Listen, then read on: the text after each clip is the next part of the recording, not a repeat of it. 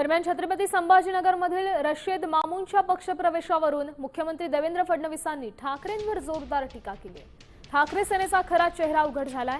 देशविरोधी आणि धर्मविरोधी लोकांनीच ठाकरेंच्या सेनेत प्रवेश केलाय असा घणाघात त्यांनी केला।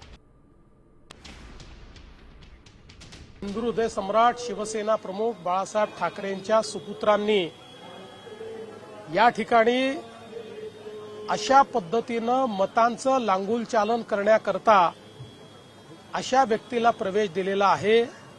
यातनं त्यांचं चरित्र आणि त्यांची दिशा ही स्पष्ट होते आहे। त्यांना आता लांगुल चालन करायचं आहे, विशिष्ट लोकांचे जोडे चाटायचे आहेत आणि त्यातनं मतं मिळवायची आहेत।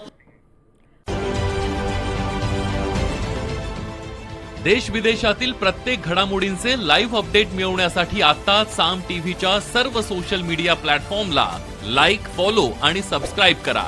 तसंच सर्व नोटिफिकेशनसाठी बेल आयकॉन प्रेस करायला विसरू नका।